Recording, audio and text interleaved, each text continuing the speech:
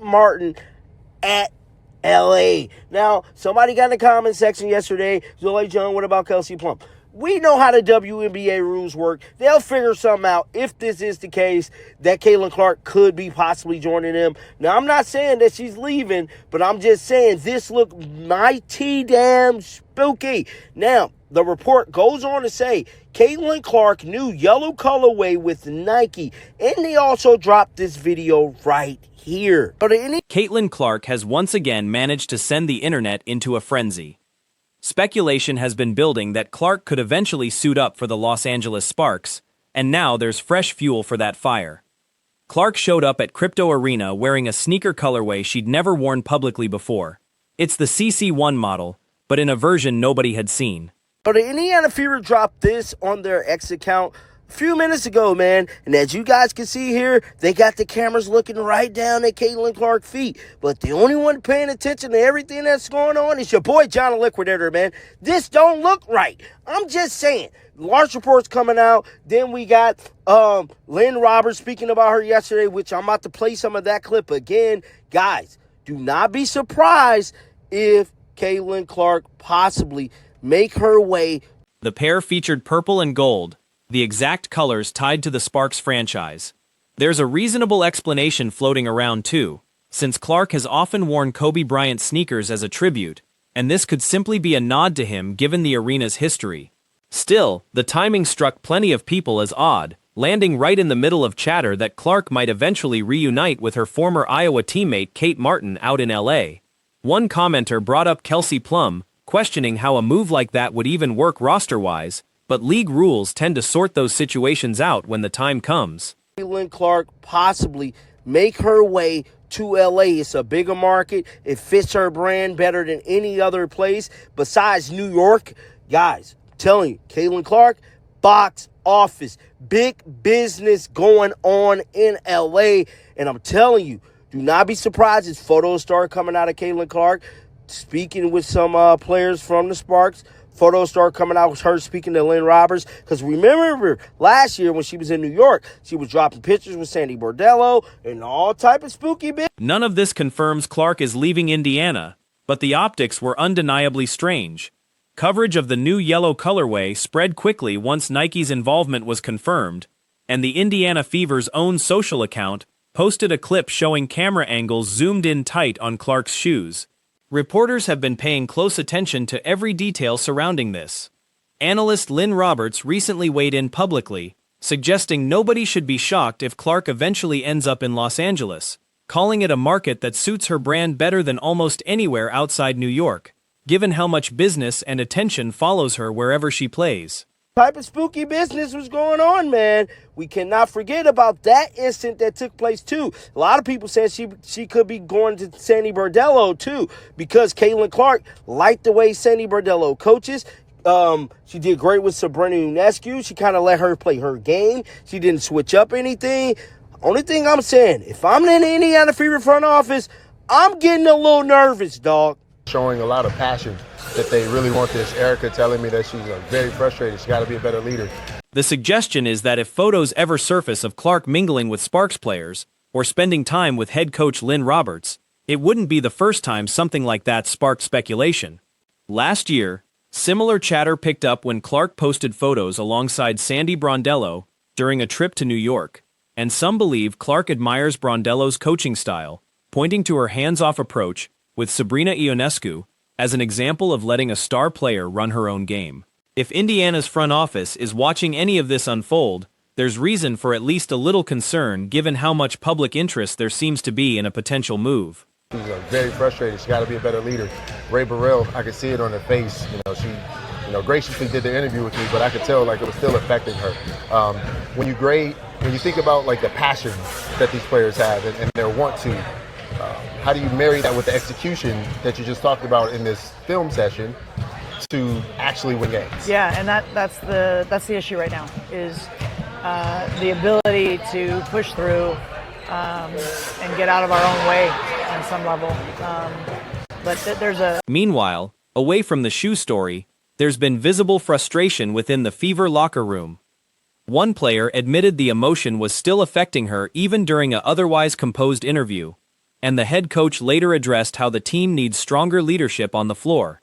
Asked how she balances the players' obvious passion and drive with the execution needed to actually close out wins, the coach explained that pushing through adversity and getting out of the team's own way remains the central issue right now. On some level, but there's an element of toughness and effort that isn't consistent. And last night we just looked disconnected. Maybe that's because we sat out 8 days, didn't play. But I don't like using excuses. We got to be better. We're pros. We all have a job to do. We got to show up and do it better. And like I've said many, many times, the good news is today it's all about Indiana. We got to turn the page, learn from what we saw last night.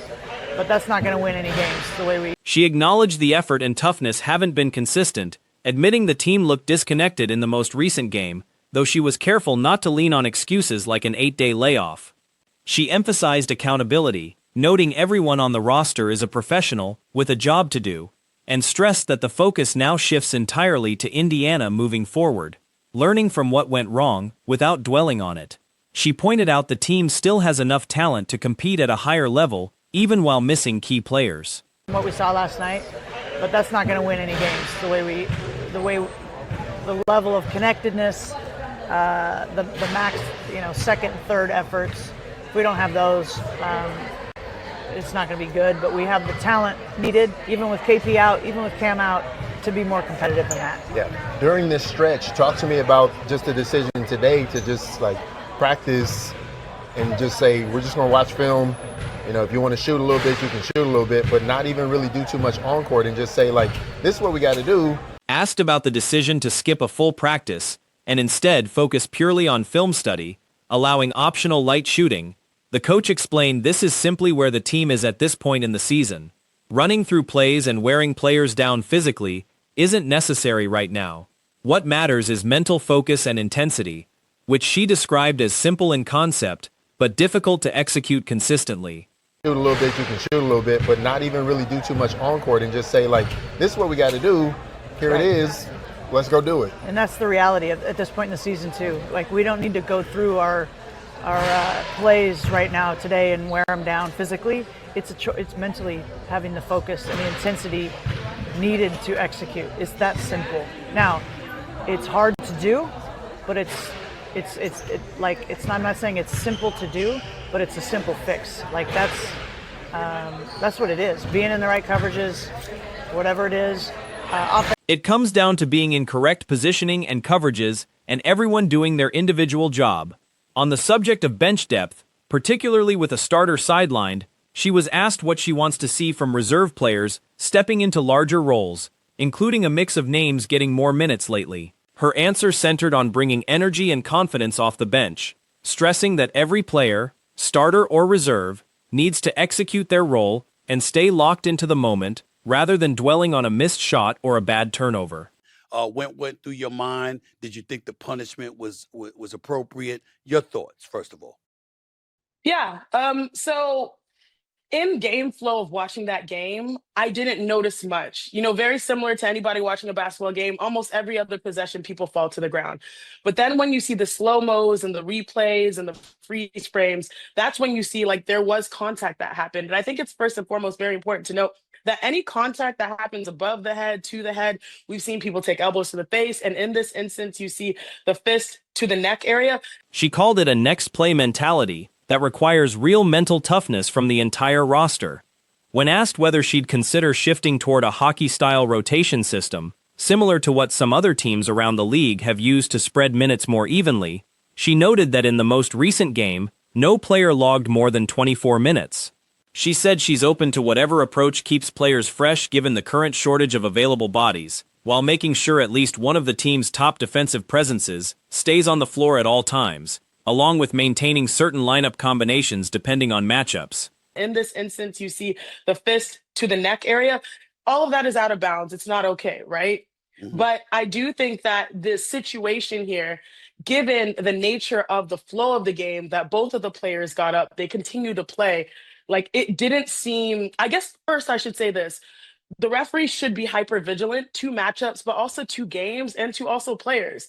And in that instance, when you see a team that just went, and I believe there were 5 technicals in the game that they matched up 2 days prior, they should have a hyper awareness to like, hey, if there's something physical. Asked about one player in particular who has acknowledged she can play better and has shown accountability in recent conversations, the coach described her as extremely coachable, saying the key is encouraging her to focus on small, manageable improvements rather than getting overwhelmed by the bigger picture of a shooting slump. She noted the player puts significant pressure on herself as someone who wants to win and perform, and the coaching staff has been trying to ease that pressure rather than add to it.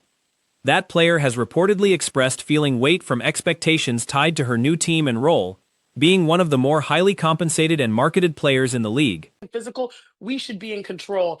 And what we have noticed over the course of the WNBA season is that there's this imperative to call more fouls because, this is a part of the WNBA boom, right? Like we're having the highest scoring WNBA season because they're calling fouls so that they can increase freedom of movement. They can protect shooters. Like this is the evolution that the NBA had maybe a decade or two ago that the WNBA is going through now, because more points means more fans and we want to make the fans happy, right? But even though we are having these imperatives, The coach agreed this dynamic is becoming more common. Even though we are having these imperatives, people like the game doesn't feel like it's in control. The WNBA is known consistently to be physical, but you have more fouls. But do those fouls mean that you are in control of the game? And I feel like in that instance, because we haven't had a good precedent set, or at least an area of emphasis to make sure, like in these matchups, in these scenarios, how do we maintain control? Now it puts the league in a position to do something that it rarely does. And did the league have every right to do so when they see contact above the shoulders? Absolutely. But it was kind of like a snowball effect.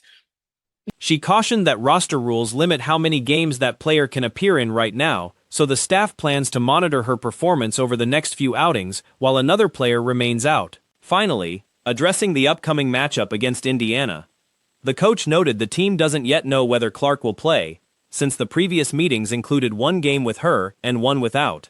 She said the team has prepared for both scenarios and won't have confirmation until close to game time. Like a snowball effect that I think, had greater implications because of the players involved, because of the narratives that were coming out.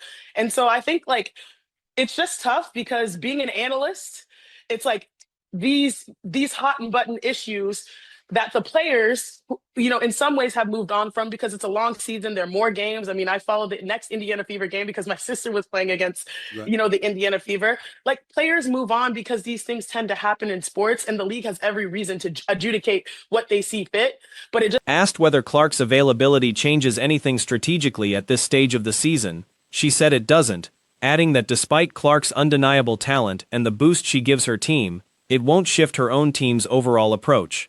Discussion turned to Caitlin Clark, who had generated significant headlines the previous week after an opponent's fist made contact with her throat during a game, resulting in a suspension being handed down afterward. The conversation opened by asking for a reaction to that incident and whether the resulting punishment felt appropriate. Players move on because these things tend to happen in sports and the league has every reason to adjudicate what they see fit.